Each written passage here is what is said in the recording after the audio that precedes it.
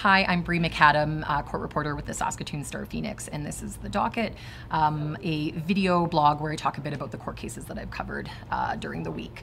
So I'm going to start with a sentencing from yesterday involving an out-of-province driller who came to Saskatchewan for work and made the worst decision of his life. Kyle Stewart left the Watrous Hotel bar the morning of October 15th, 2016 with 3 people, including 28-year-old Bre Bussey and 27-year-old Adam Powell.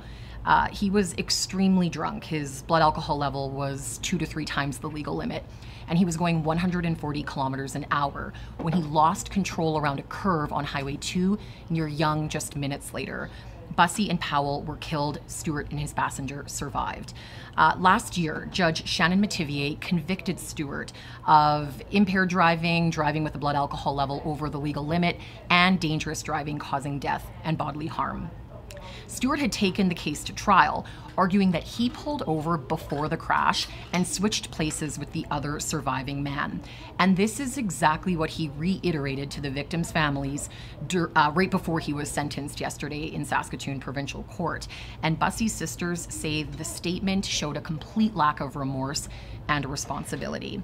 Now, the Crown went big, asking for a 10-year sentence followed by a 15-year driving ban. The defense argued for 4 years with a 3-year driving ban. And Judge Metivier sentenced Stewart to 6 years in prison, with a 6-year driving ban to begin after Stewart is released from custody.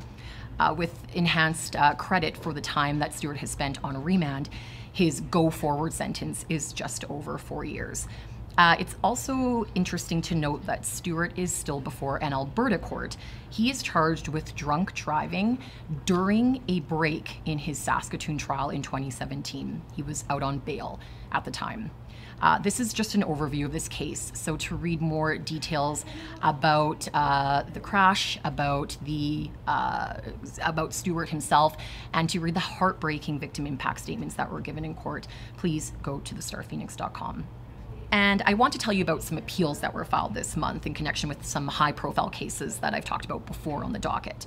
The defense has filed an appeal in the Robert Major case, appealing the 12 convictions of dangerous driving causing death and bodily harm and criminal negligence causing death and bodily harm. And this is after a jury convicted Major in connection with a crash on Highway 16 that killed his girlfriend and 2 young sons.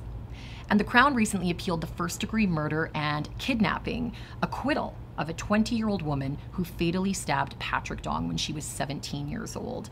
The woman was found guilty of the lesser-included offense of manslaughter, and even though she was a youth at the time, the Crown wants her sentenced as an adult. As always, you can read more detailed accounts of these cases at thestarphoenix.com.